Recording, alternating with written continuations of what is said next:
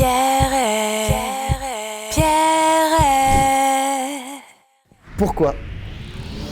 P comme pourquoi?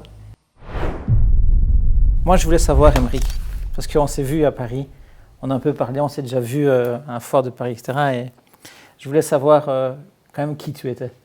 Qui je suis? Ouais.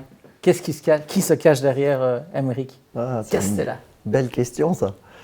Aymeric Castella, Presburger d'abord, parce que les gens ne le savent pas, mais j'ai un nom de scène. Castella, c'est le nom de ma mère et je le prends parce que c'est un nom plus facile à prononcer que Presburger, le nom de mon père, où j'ai eu des Pressburgers, des cheeseburgers, des Press-purées quand j'étais petit. Donc j'ai décidé de mettre mon nom d'usage sur mes pièces d'identité et tout le monde me connaît sous le nom de Castella. Pourtant, si je peux me permettre, tu m'as dit que c'était ton grand-père qui avait créé Alliance. Ouais, c'est mon grand-père qui n'a pas créé Alliance. Là, on joue sur les mots intelligemment. Ouais. C'est un métier depuis mon arrière-grand-père. Alors pas grand-père, arrière-grand-père. On était serrurier, armurier du côté de Gaillac, dans le sud de la France, du côté de ma mère. Et ma mère a rencontré, venant de serrurier métallier, à Gaillac, là, dans le Tarn, depuis 1890. Donc là, c'était arrière-grand-père. Et ma mère a rencontré mon père, serrurier, fils de serrurier, depuis mon arrière-grand-père à Palaiseau, depuis 1947. Voilà. Donc oui, effectivement, il y a du côté Castella, serrurier armurier, et du côté Presburger, serrurier aluminier plutôt, où là on fabriquait de l'alu historiquement. Pas mon arrière-grand-père, mais mon grand-père s'est mis à faire de l'acier et de l'aluminium. Donc grand-père paternel. Ouais, grand-père paternel. Ok. Et donc en fait, la jonction de ces deux familles a créé Alliance par la suite alors? Alors, j'ai travaillé peu en tant que salarié dans ma vie. J'ai fait 7 mois de peinture dans mes années, dans les débuts. Début avec des petites histoires familiales, début un peu chaotique. Et puis, j'ai fait 1 an. J'ai fait mes apprentissages chez mon père, qui avait une boîte de serrurerie métallerie et dépannage aussi. C'est important parce que c'est comme ça qu'on est arrivé à Pierret. Et j'ai fait 1 an chez mon oncle en tant que serrurier, vitrier et dépanneur. Voilà. Non, c'est pas là où tout a commencé. Ici, c'est un magasin, un showroom qu'on a acquis il y a maintenant 15 ans. Ça va faire 15 ans en 2026 là. Il sera fini d'être payé d'ailleurs, ça c'est une bonne nouvelle. On est heureux. Voilà, 15 ans de Pierret, il n'y a que eu du Pierret dans ce showroom d'ailleurs. Et on a une boîte qui a 22 ans, en janvier, là, dans quelques jours maintenant. 22 ans. Donc la boîte a été créée, historiquement on venait de Palaiseau, la famille, dans l'Essonne, sud Île-de-France. Et la boîte a été créée à Soleil-Chartreux, juste à côté de Palaiseau. Pourquoi on a démarré là? Parce que j'habitais là quand j'étais petit. Et voilà, une question d'habitude, d'affinité. Voilà. Et on a déménagé, personnellement j'ai déménagé ici à Montlhéry pendant 10 ans. Et donc j'ai cherché un showroom. Pourquoi j'ai cherché un showroom? Parce qu'au départ, je faisais de la serrurerie, vitrerie, réparation suite à du cambriolage. Et donc, je réparais des fenêtres, je réparais des portes, je réparais des volets. Ensuite, j'ai dit à ma femme de l'époque, parce que j'ai changé, qu'on n'allait pas faire ça toute notre vie, parce qu'au niveau horaire, amplitude horaire et difficulté, bosser la nuit, bosser le soir, les urgences, le week-end, c'était compliqué. Et donc, j'ai dit à ma femme, on connaît bien la résistance des produits. Nous, on est, contrairement à des vendeurs de fenêtres, nous, on sait ouvrir toutes les fenêtres et toutes les portes. Et on voit ce qui tient, ce qui ne tient pas. Et je lui ai dit, il va falloir qu'on aille d'abord vers la vente de fenêtres et portes pour bosser du lundi au vendredi ou du lundi au samedi avec des horaires normaux. Arrêter le 24-24, 7 sur 7, cambriolage. Et puis, c'est là qu'on a commencé à chercher un fournisseur de fenêtres. On n'a pas commencé par Pierret, on est français, on a commencé par 1 ou 2 marques qu'on a testées, françaises, qui n'étaient pas géniales.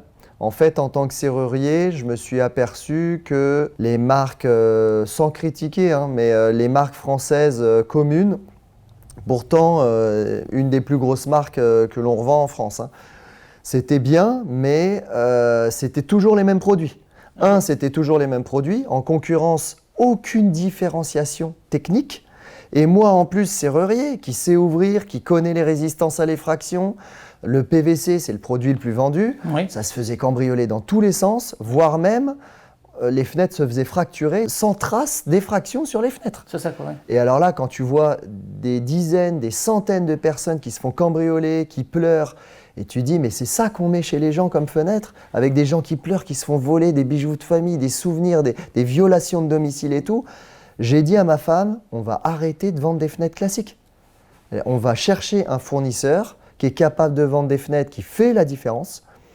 En termes d'isolation thermique, parce que j'étais déjà branché grosse isolation thermique, et qui fait la différence en résistance à l'effraction. Alors, oui, on est une boîte familiale. Oui. Que j'ai créée avec ma femme qui à l'époque était fleuriste. Je l'ai embarquée de ses études dans les fleurs qui n'avaient même pas fini et je lui ai demandé si elle voulait travailler avec moi. Elle a travaillé avec moi, elle n'y connaissait rien du tout. On a commencé comme ça. Mon premier commercial était un ami d'enfance, le premier commercial dans la fenêtre. C'est lui qui allait démarcher à l'époque porte à porte. Non, téléphone, je me souviens. Et puis dans la boîte, on a une ADN familiale. Okay. J'ai eu des amis, c'est vrai. Alors c'est la facilité. Quand tu es entrepreneur et que tu es dans le bâtiment, le recrutement, c'est un métier, c'est un deuxième métier. Et donc la facilité, c'est d'en parler aux gens autour de toi que tu connais, que tu verrais bien à ce poste-là, ce poste-là. Et aujourd'hui, un de mes bras droits, alors aujourd'hui j'ai changé de femme, mon bras droit en direction, c'est ma femme, évidemment. Un de mes bras droits assez important, qui elle est là depuis 12 ans, c'est une amie d'enfance. 2. Un de mes commerciaux, c'est un ami d'enfance. 3. Un de mes commerciaux, c'est mon petit cousin que j'ai formé depuis qu'il a 16 ans. 4. Un autre de mes commerciaux, c'est un gars qui fait de la fenêtre, qui a dit « Tiens, va voir Alliance, va faire ton apprentissage là-bas ». Il ne voulait pas qu'il le fasse chez lui. Ce gars-là est venu, on l'a formé, c'est le plus ancien commercial maintenant. Il m'a ramené son père dans la boîte, qui est directeur technique, qui était depuis 25 ans dans la même boîte quand même, hein, qui m'a ramené l'autre frère. D'accord ? On en est à combien ? On en est à 7. J'ai un couvreur qui est venu dans l'entreprise, parce qu'on a aussi le petit pôle couverture, oui. la petite sœur, voilà, Velux, qui m'a ramené son frère en tant que, donc le couvreur Guillaume, qui maintenant est parti de la région parisienne, qui est parti en Bretagne, mais qui a voulu rester dans notre boîte, qui est cocon familial et ambiance ADN familial. Donc il n'a pas voulu partir, j'ai dû ouvrir, on l'a fait avec le plaisir, avec le sourire. Mais on a ouvert un pôle couverture en Bretagne. Ah oui, ok. Et j'ai à son frère, qui est poseur, qui est un des plus anciens. Voilà. Donc tu vois, sur 25-26 personnes dans la boîte, on en a une dizaine. Assez famille, amis très proches et famille. Il y a toujours un lien. Il y a toujours un lien et je trouve ça très intéressant. Et donc je rebondis sur Pierret. Quand j'ai rencontré Pierret, fenêtre de qualité, triple vitrage. Quand j'ai commencé à chercher sur Internet, je m'en souviens, j'ai passé une soirée, voire nuit, parce que j'ai fini à 2-3 heures du matin. J'ai commencé à 19 heures, je n'ai pas mangé ce soir-là et je me suis mis à chercher des fenêtres en triple vitrage. Il n'y en avait pas en France. Donc là, allez, qu'on se remette dans le contexte. On est quelle année là, plus ou moins ? Là, on est en 2025 aujourd'hui. Il me semble que ça fait 18 ans que j'ai démarré avec Pierret. Donc, il y a une petite vingtaine d'années, tu cherches sur le web, pour que c'est même le prémisse du web, limite. Tu cherches ce qui se passe. C'est ça. Okay. Et là, je cherche fenêtre triple vitrage. Et donc, je tombe sur des sites en Allemagne, en Belgique, Pierret, en Allemagne, en Autriche, en Italie. Je suis fan de la grosse isolation thermique, mais je n'y connais pas grand-chose puisqu'en France, néant. Et tu l'expliques pourquoi, néant ? Pourquoi ? Parce qu'on est des latins je pense. On est des latins. On a un petit côté un peu plus affûté marketing, mais moins affûté au niveau technique.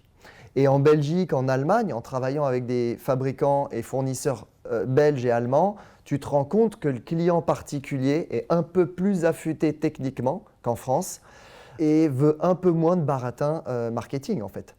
Et donc, le produit final, et le gars qui va me l'installer et l'entreprise et l'ADN de l'entreprise qui va me l'installer avec ses propres poseurs, la qualité, l'ancienneté est assez importante dans ces pays-là. Et chez nous en France, plutôt de la belle pub, du marketing, ça passe à la télé, j'en ai pris plein la tête, je me fais laver un peu le cerveau et puis finalement ah bah tiens, ceux-là, je les ai vus, revus, 10 000 fois revus, ah bah je vais peut-être prendre ceux-là.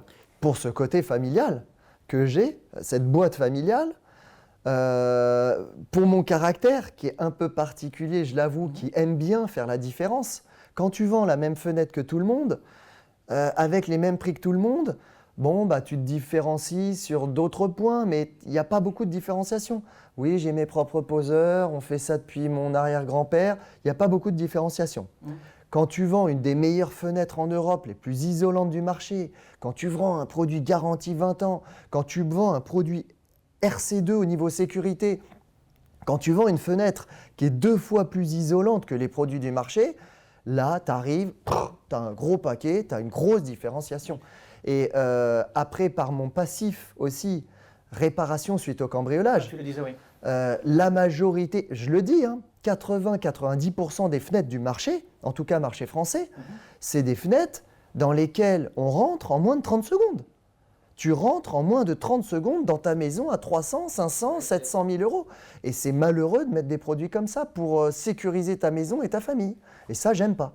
On en vient à… c'est génial parce que tu me soulèves plein de questions et plus envie d'approfondir avec toi. Mais je reviens sur l'axe famille d'Alliance parce que c'est important qu'on parle aussi de toi, mais qu'on parle d'Alliance. Parce que vous étiez… il y avait ce lien, tu l'as appelé Alliance ou c'est pour toute autre chose? Oui, c'est tout à fait pour ça. Tu vises bien.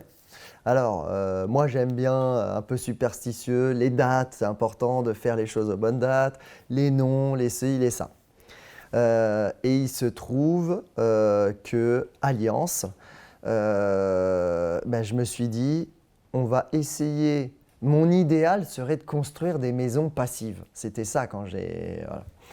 Des maisons qui ne consomment pas, qu'on ne connaissait pas bien il y a 22 ans en France, encore moins que maintenant. Et donc je me suis dit, on va commencer par le métier familial et peut-être, on verra, on pourra ouvrir plusieurs boîtes, plusieurs corps de métier qui y feront. Et donc je me suis dit, ça sera une alliance de plusieurs boîtes. On s'est appelé Alliance Serrurerie. L'histoire, c'est qu'on s'est appelé Alliance Serrurerie au départ. Tout a commencé par Alliance Serrurerie. Oui, Alliance Serrurerie. Et parce qu'on était serrurier, plus serrurier que fenêtrier, menuisier. Ouais. Et du coup, au bout de 3-4 ans de dépannage, réparation suite à du cambriolage, on s'est mis donc à faire de la fenêtre. Et là, je me suis aperçu, j'en ai discuté un peu avec Pierre, je me suis aperçu aussi sur les réseaux et sur Internet notamment, qu'il fallait, pour des raisons de notoriété et de recherche naturelle, il fallait du porte-fenêtre dans mon nom. Et on a arrêté de s'appeler Alliance Serrurerie parce qu'on a commencé à avoir le magasin, c'était quelques années après. Mais je m'en souviens, dans ce magasin, dans les départs, on s'appelait encore Alliance Serrurerie, il me semble, et il y avait des gens qui venaient avec des serrures dans les mains. Et moi, c'était fini ce temps-là, j'avais même plus de serrurier, j'en ai un dans la boîte, mais bon, plus trop notre boulot.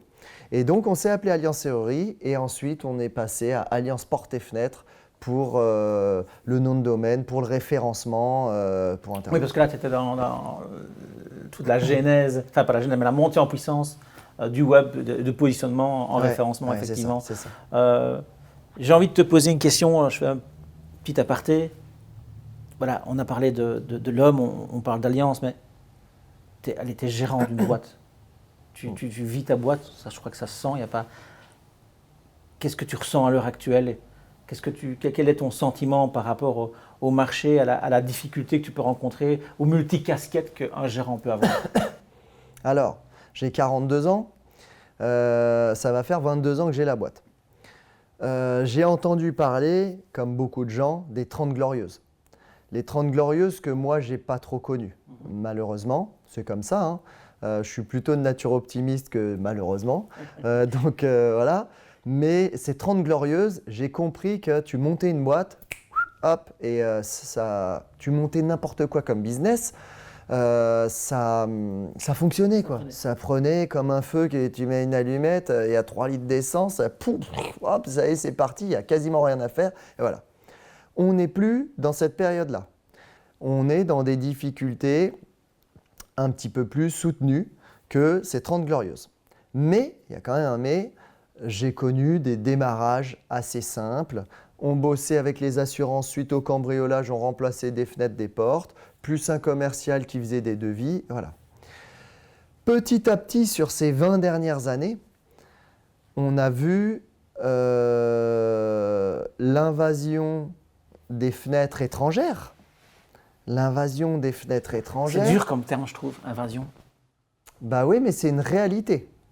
Pourquoi c'est une réalité ? Je l'analyse comme ça avec ma petite expérience de chef d'entreprise en région parisienne.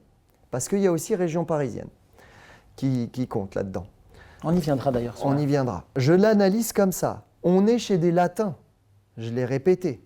Les Latins ne font pas trop attention à ce qu'ils achètent, ou en tout cas un peu moins que d'une population germanique. On peut dire copinage ? Est-ce qu'on peut limite appeler ça copinage ? Ils achètent aux copains sans trop savoir s'ils achètent ? On peut copinage, on peut marketing, on peut publicité, on peut chinoiserie, moi j'appelle ça un petit peu. Hein. On achète du chinois on le sait tous, hein, ça vient de là-bas, ça coûte très cher, le bilan carbone n'est pas génial, acheter des petits bouts de plastique qui viennent de très très loin et qui ne font pas long feu. Eh bien, je dirais qu'en France, on a ce petit côté latin où on aime bien le joli, la belle pub, la belle déco, la belle pub télé, la belle pub papier, le joli commercial, mais on ne gratte pas beaucoup derrière pour voir ce qui se passe. Et donc, pourquoi invasion ? Parce qu'on s'est fait envahir par des produits portugais qui ne sont pas de très bonne qualité. On a des chaleurs qui sont exceptionnelles dans le sud de l'Europe, donc portugais, espagnol, Italie, mais beaucoup du Portugal, on a eu énormément de produits, on le voit tous les jours. On change des produits qui n'ont même pas 10 ans. Il n'y a pas de SAV, il n'y a pas de suivi, il y a des erreurs sur les produits ou des délais de livraison qui sont faramineuses, genre 6 mois, 8 mois, 10 mois. Hein, les gens signent parce que c'est pas cher et voilà. Et le produit est toujours pas cher. C'est le pas cher qui attire. Il y a du roumain, j'ai connu du roumain, du turc et alors évidemment les Polonais. Les Polonais qui sont arrivés avec des coûts de main-d'œuvre, des coûts de main-d'œuvre très très bas, ils ont été malins. Hein. Ils ont étudié la fenêtre basique en France, un peu bas de gamme, avec que de l'ouvrant à la française, pas de renfort en acier, pas d'oscillobattant, pas de gage de sécurité. Oh bah tiens, on va mettre un peu de gage de sécurité, un peu de renfort acier, un peu d'oscillobattant en standard, et on va envahir la France avec des prix moins chers.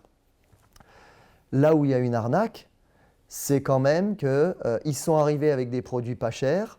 Alors, certains camions, il faut les décharger à la main. Ah bah ouais, mais mes gars, ils sont sur le chantier. C'est ma femme, secrétaire, qui doit décharger à la main. Ah, comment faut faire ? Ah, faut que j'appelle mes gars pour décharger les camions. Ou c'est moi patron, qui doit aller être au four et au moulin. Après, il y a un minimum de quantité de commandes. Ah ouais, ah bah oui. Ah, le SAV, c'est pas le même SAV qu'à la française. Les garanties. Hein, chez Pierre, on a des garanties 20 ans. En France, on a des garanties de 2 ans sur les quincailleries et 10 ans. Là-bas, on avait je ne connais pas trop les produits polonais, mais j'en ai côtoyé, j'en ai vendu quelques-uns. On avait des garanties de 5 ans. Ils ne connaissaient même pas la garantie décennale, les Polonais. Garantie de 1 an sur les quincailleries, 2 ans sur les produits ou 5 ans. Mais c'est ahurissant. Et ça, plus ça, ça c'est derrière les fagots, ça c'est caché un petit peu derrière et ça arrive derrière. Voilà. Donc c'est de grands éléments qui sont difficiles pour toi en tant que gérant de société dans le domaine de la porte, au-delà de la gestion d'une boîte à l'heure actuelle, c'est les 30 Glorieuses qui sont derrière nous. Derrière nous. Et alors, je reprends ton terme parce que c'est le tien, qui est propre à ta manière de t'engager, cette invasion. Quand tu es face à un simple indépendant, j'aimerais que tu nous dises, que tu fasses comprendre aussi à ceux qui nous vont voir et nous écouter, la différence en gestion quand on est seul à travailler, à poser des fenêtres, ou comme toi, tu as mis une personne à chaque mission avec vraiment des compétences. Est-ce que tu peux nous donner cette différence et pourquoi? D'abord, je dirais qu'il y a la taille de l'entreprise. Quand on a démarré, on était 3. Moi, j'étais au four et au moulin, à la gestion de la boîte et sur la technique. Ça, d'ailleurs, les poseurs aiment bien. Avoir un patron qui a posé de la fenêtre et qui connaît, qui sait régler des fenêtres, des portes. Qui n'est pas juste commercial. Oui, c'est ça, parce que ça arrive souvent. Et qui connaît la technique et qui sait régler du problème. Et ensuite, on a grandi petit à petit.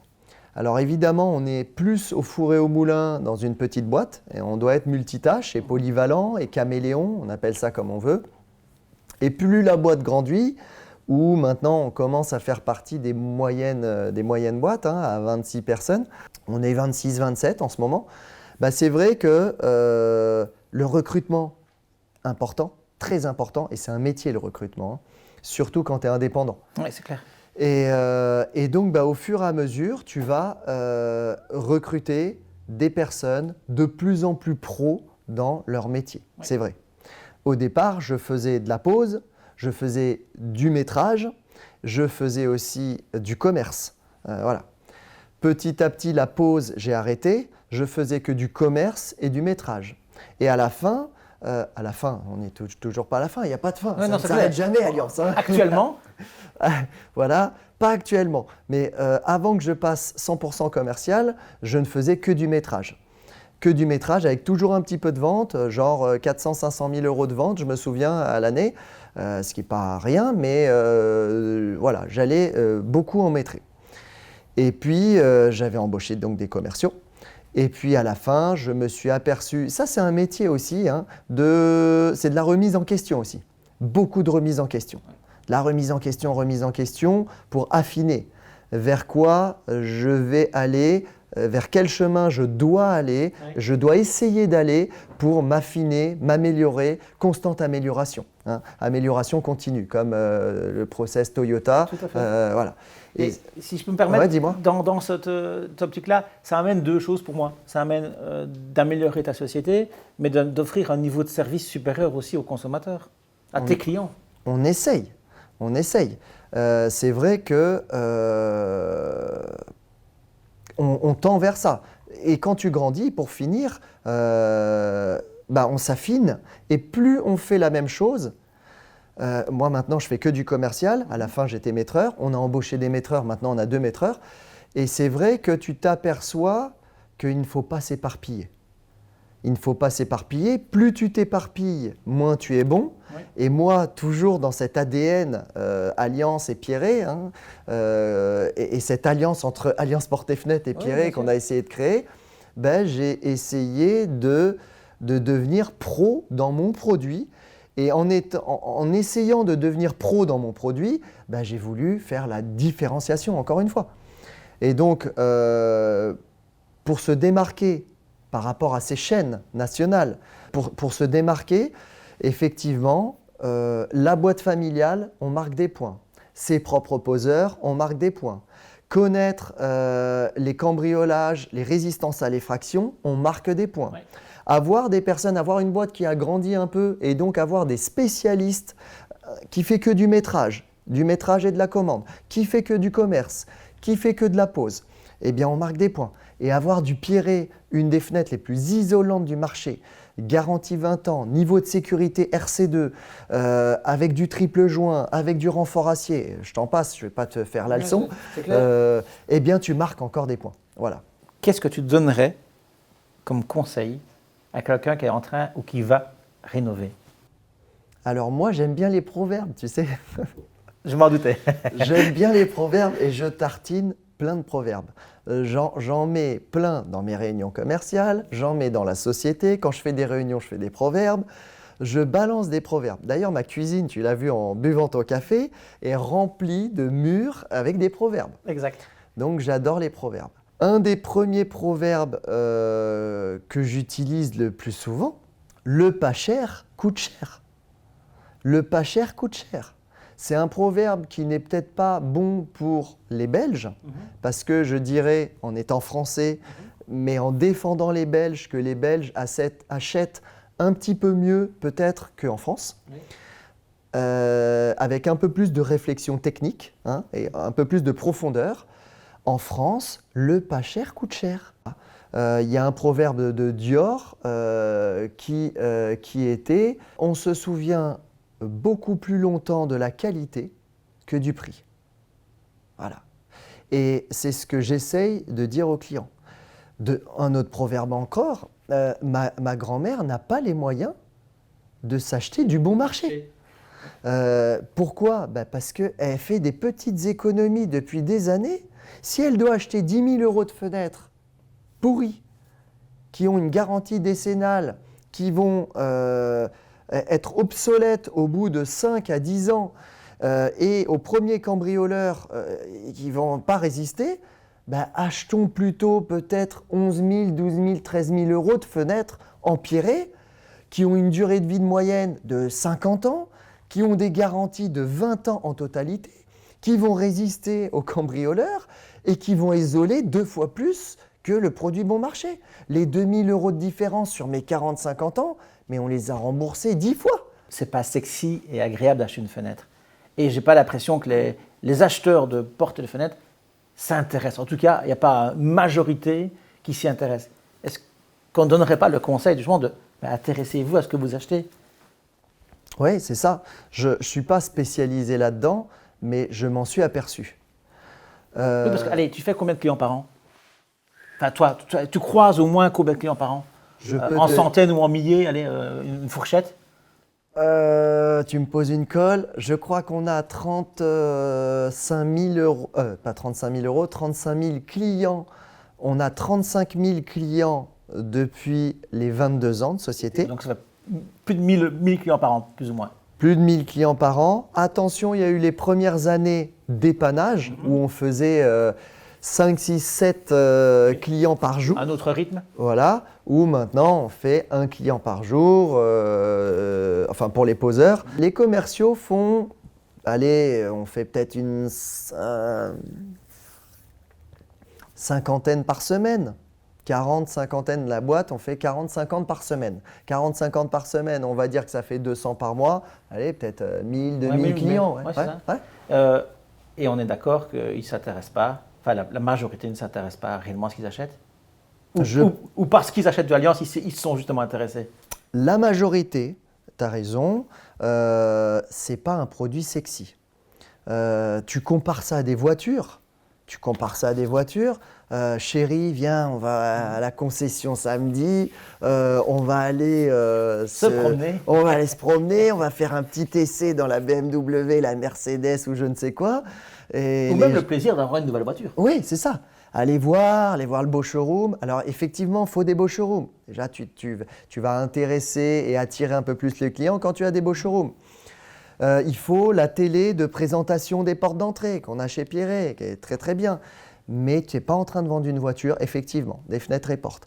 Il faut rendre ce produit sexy. Je suis d'accord avec toi, le plus sexy possible. Moi, j'aime bien raconter des histoires quand même.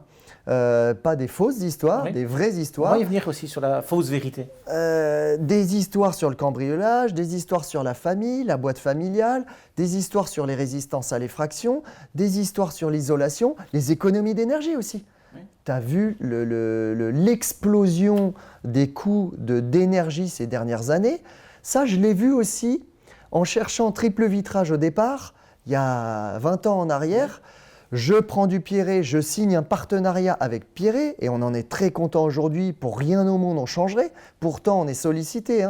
Et le triple vitrage, les gens nous prenaient pour des extraterrestres. Ah non, mais il n'y en a pas besoin ici, il n'y a pas de neige, on n'est pas à la montagne. Il a même été décrié. Oui, tout à fait. Le triple vitrage, ça coupe la chaleur, le triple vitrage, ça coupe la lumière. Effectivement, quand tu as 90% des industriels en France qui ne vendent pas de triple vitrage, et même maintenant c'est compliqué, il n'y en a pas beaucoup, ils commencent à comprendre. On prend les gens pour des imbéciles, on ne leur explique pas ce que coûte une fenêtre, le dormant, l'ouvrant, le double vitrage. quelle est la part en pourcentage d'un petit bout de verre de 4 mm en plus? Rien du tout. Et par contre, c'est 35-40% d'isolation thermique en plus. On le répète depuis 20 ans. Et bien là maintenant, bizarrement, hein, quand le chauffage ça coûte cher, là on écoute un peu plus. 40% d'isolation thermique en plus, 35%. Ah oui, c'est intéressant. Et c'est combien de plus-value? Chez nous, chez Pierret, on en fait 60-70%, ça dépend.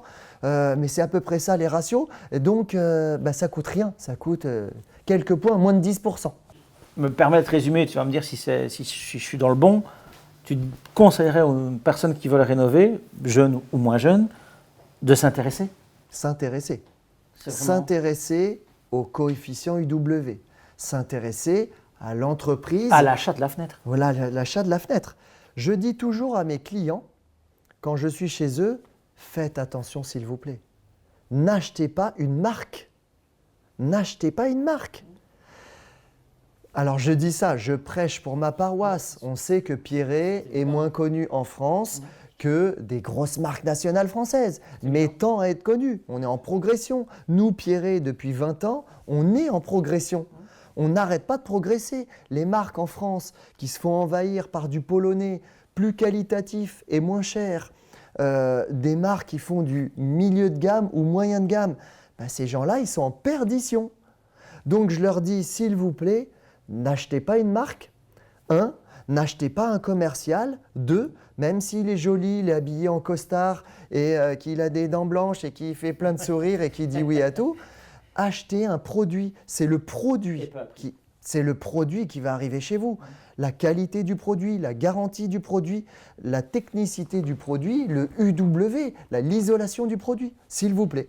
Allez, je vais mettre aussi un élément par rapport, il n'y a pas que le produit, il y a aussi la pose, parce que un bon produit mal posé, ça vaut rien. Ça vaut rien. Donc ça, c'est là où Alliance rentre en jeu.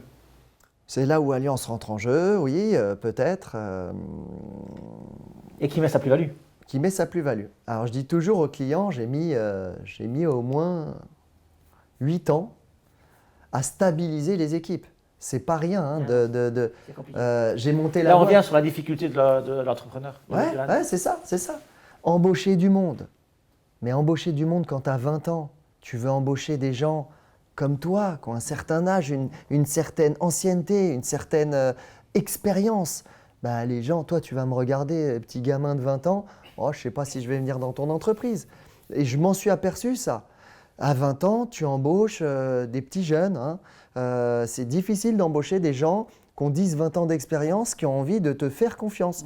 Plus tu grandis, plus tu gagnes. Et alors, pour gagner en confiance, tu mets du produit de qualité. Tu essayes de faire des poses de qualité. Tu essayes d'avoir une image de qualité. Et donc, on n'a pas fait de sous-traitance. On n'a jamais fait de sous-traitance. Nos propres poseurs. Et là, maintenant, je t'avoue qu'au bout de 22 ans, on a des gars qui sont là depuis 12-15 ans. Et c'est vrai que tu marques des points. L'ancienneté, la qualité de pose. Les gars posent du Pierret, ils sont contents. C'est une régularité. Une régularité, une fiabilité. On pose des fois un petit produit par-ci par-là pour pas qu'on vend, mais parfois on a des collaborations avec certaines grandes surfaces pour simplement aller poser, démarcher, aller poser leurs portes, leurs fenêtres, faire des petits SAV. On se rend compte de la qualité du produit en fait.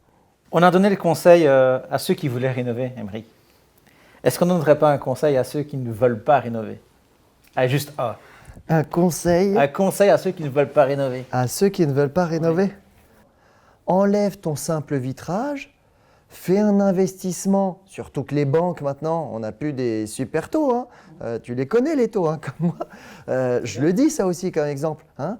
Le livret A qui était à 5% et maintenant qui est descendu à 1%, mais on perd de l'argent. Hein. On perd de l'argent avec l'inflation qu'il y a. On perd de l'argent à laisser son argent à la banque. Tu gagnes beaucoup plus d'argent à mettre des fenêtres en triple vitrage, en remplacement de fenêtres en simple vitrage. Chez toi, les économies sont violentes. Donc, à moins que tu sois actionnaire chez EDF ou GDF, j'aurais tendance à te dire, sois actionnaire chez Pierret et Alliance Portes et Fenêtres, tu vas gagner beaucoup plus d'argent. On peut dire aussi qu'ils s'y intéressent, qu'ils se posent la question à l'isolation. qu'on se pose la question à l'isolation. On ne sollicite pas assez les gens en France. Et ça, c'est un problème de l'État, hein, je pense. C'est consommer bien, consommer mieux. Habiter bien, habiter mieux. Habiter plus confort. Faites un investissement plutôt que de... Tu sais que la Belgique et la France, il me semble, hein, dans les chiffres, n'a jamais eu autant d'épargne sur les comptes en banque là, depuis le Covid. On est blindé sur les comptes. Pourquoi ? C'est un peu politique, hein, on n'est pas là pour parler de ça, mais on fait peur aux gens, et le fait de faire peur aux gens, ça on s'en aperçoit, les gens sont figés, ils gardent leurs petites économies, c'est toujours au cas où il y a une guerre, au cas où il y a un Covid, au cas où ceci, au cas où cela, et on entretient cette peur, et du coup, on ne rénove pas, on n'habite pas mieux, on ne fait pas des investissements, le bâtiment c'est difficile, et pourtant il serait beaucoup mieux, et ça serait beaucoup plus rentable pour la population, surtout en France, qui a des maisons type E, F en déperdition énergétique, tu sais, notre DPE, diagnostic de performance énergétique, des maisons en E, des maisons en F, on remplace encore des fenêtres en simple vitrage, là autour de chez nous. Dans Paris, oui, les gens ont du pognon, ils font un peu moins attention, c'est du chauffage central, mais dans des maisons, tu as 3, 4, 5 fenêtres à changer, une porte, on en voit encore en simple vitrage. C'est hallucinant ça. Je reviens sur l'homme, Eric. Est-ce que tu regrettes quelque chose ? Y a-t-il quelque chose que tu regrettes ? C'est le moment, on se livre. On se livre, mais je n'ai malheureusement pas de réponse à te donner parce que je ne suis pas quelqu'un qui a des regrets.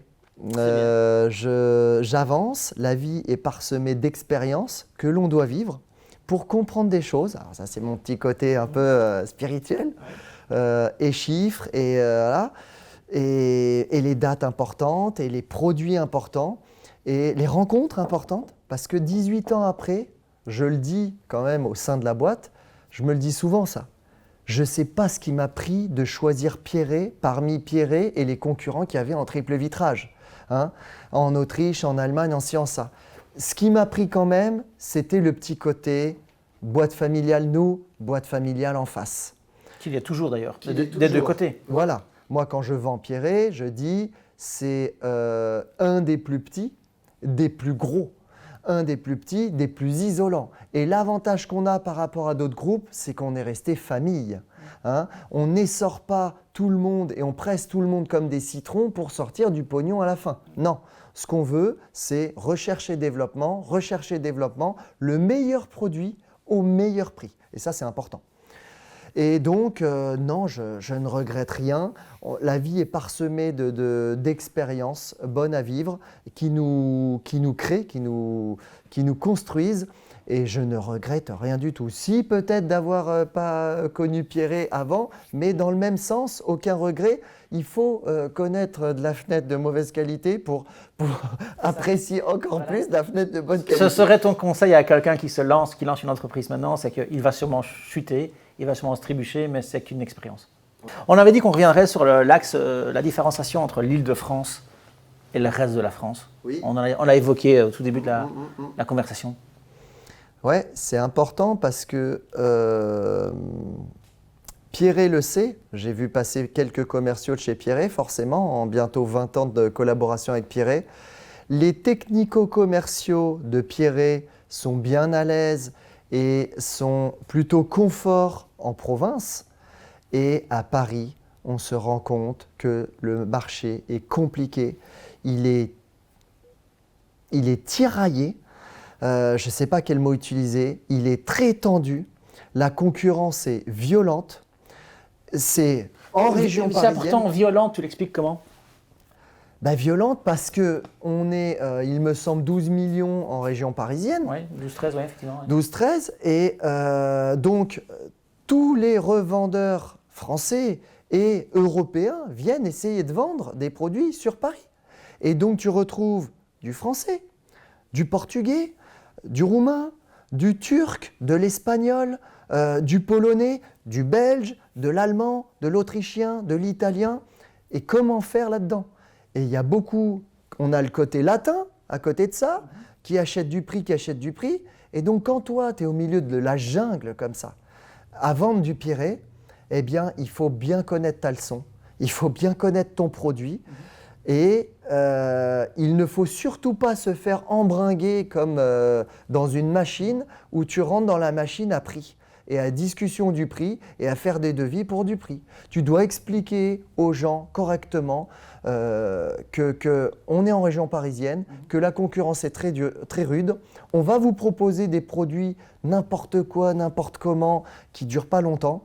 Et il faut acheter du qui dure longtemps, comme ma grand-mère. On en revient, le consommateur doit être alerté, doit s'intéresser à la profondeur de ce qu'il va acheter en fait. C'est ça, parce que région parisienne, province, on a en province des clients quand même qui sont plus, je dirais, fidèles. On le voit lors des week-ends portes ouvertes, on le voit lors des Black Friday, des invitations au sein des showrooms. Nous, on fait des invitations, c'est dur. Les gens, et encore plus depuis le Covid, les gens se déplacent moins. Ils font des signatures à distance. Pour toi, tu as un parking. Ouais, un parking, le showroom, on dirait qu'il est sympa notre showroom, mais tu as l'impression qu'au fur et à mesure des années, il sert de moins en moins. Alors qu'en province, on est plus amoureux de l'entreprise, on est plus amoureux des humains, plus fidèles, on a envie d'aller voir, c'est une sortie familiale. À Paris, beaucoup moins. La concurrence est beaucoup plus rude dans ce sens-là. Tout à fait. On en a parlé aussi pendant la conversation, la force d'un produit ajoutée à la force du service, de la pose, de l'accompagnement client, de tout ce qui est mis en place pour une boîte comme la tienne, pour accueillir le consommateur, le conseiller, etc.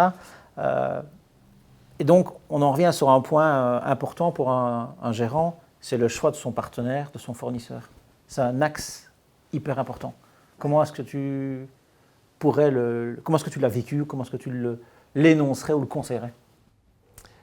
Alors, comment je l'ai vécu? Quand j'ai démarré la boîte, on va dire jeune, à 20 ans, tout à l'heure, je t'ai dit qu'on est construit d'expérience. Mon expérience a été Alliance. On va faire tous les corps de métier. Je me suis, avec les années, concentré sur Alliance porte et fenêtre et Alliance couverture qui fait de la fenêtre de toit et de la couverture. Ça, c'est bien. Avec Velux. Avec Velux, on peut les citer. Et en étant plus jeune, j'étais un peu plus éparpillé. Et donc forcément, tu cherches quel fournisseur, avec qui je vais travailler. Et il te faut ton expérience aussi. Bon, ça, je l'avais quand même assez rapidement. On va prendre quelqu'un de solide, on va prendre quelqu'un de différent, qui marque des points sur la différenciation pour qu'on nous voit en rouge, au milieu de toute cette foule de vendeurs de fenêtres, qu'on nous voit bien avec la fenêtre qui est lourde, qui est isolante, qui est plus costaud et qui fait toujours la différence. Pirée fait la différence au milieu de ses revendeurs. Nous, on fait au milieu de ses fabricants, je veux dire. Des produits fenêtres. Et voilà. Et nous, on essaye de faire la différence avec ces produits-là. Donc, produits plutôt qualitatifs, produits premium, produits, on essaye haut de gamme. Mais forcément, tu dois faire attention au prix. Parce que c'est toujours une guerre entre la qualité et le prix. Les clients souhaitent de la qualité, mais au meilleur prix tout le temps. Et ce que j'aurais comme conseil à donner, c'est il ne faut pas s'éparpiller. Quand on rentre dans des showrooms où tu as 3-4 fenêtres différentes, 3-4 stores différents, 3-4 volets différents, des marques un peu compliquées quand même. Et puis quel est l'ADN de la boîte là-dedans? Moi, je déteste ça. J'aime bien une fidélité avec le partenaire. Et puis après, tu connais ta copie sur le bout des doigts. Donc voilà, un seul partenaire par corps de métier. Tu connais ton métier parfaitement et les clients recherchent ça. On l'a vu, je l'ai vu moi en 20 ans aussi, l'affûtage des clients qui achetaient du prix, n'importe quoi, n'importe comment. Et qui après passaient plus vers le produit, la réflexion. Du produit. Parce qu'eux aussi ont trébuché quelque part dans leur consommation. C'est ça. C'est à l'échelle nationale, mais en France, on achetait, en Belgique, pas trop ça, il me semble. Ouais, acheter des fenêtres sur un bout de papier, on fait un devis sur un coin de table chez les clients. Allez, vous signez ce soir, je vous fais 30% de remise et puis voilà. Ça, on y est revenu. On y revient. Attends chérie, on va faire attention. Attends, on va réfléchir. On va voir les qualités des entreprises, des produits. On ne va pas signer tout de suite. Et voilà. C'est la raison pour laquelle j'ai un peu suivi les communications Alliance, parce qu'on est partenaire. Il y a 2 portes ouvertes. Il y a des moments où tu fais des descentes de marge pour que le consommateur fasse un bon coup. Donc, garde de bons produits avec un bon service, mais avec un avantage prix. Ouais. Et donc, tes portes ouvertes sont des bons moments pour rejoindre si ceux qui ne visent que le prix veulent en profiter. C'est ça. Certains clients historiques attendent notre petit mail ou SMS pour faire une bonne affaire à ces moments-là. Ouais. Et dernière chose, on va changer nos places. Ouais. Et c'est toi qui vas me poser la question que tu veux me poser. Je te pose ce que je veux comme question. Vas-y. Si tu veux me poser la question, là, on inverse les rôles, c'est toi qui me poses la question et c'est moi qui y réponds. J'ai le droit à une question, c'est tout? Ouais, c'est bien une question. Oh. Pourquoi tu es venu interviewer Alliance Portes et Fenêtres? Bah, c'est très simple. P, c'est très simple. P comme pourquoi? C'est parce qu'on voulait rencontrer des pionniers, on voulait rencontrer nos partenaires et on voulait savoir pourquoi vous faites les choses. Et pourquoi ce partenariat a pris, je voulais le sentir et je voulais qu'on communique dessus parce que les consommateurs, les clients ont besoin d'avoir l'histoire et la véracité, l'authenticité que j'ai retrouvée chez toi lors des conversations, lors des événements Pierre et Alliance. Donc voilà. Super. C'est vrai que j'ai pas ma langue dans ma poche. Et c'est une force. Amérique, merci. Ouais, merci à toi d'être venu. Et on se revoit dans d'autres occasions, bien sûr. Ouais, avec grand plaisir. À bientôt. À bientôt. Pierre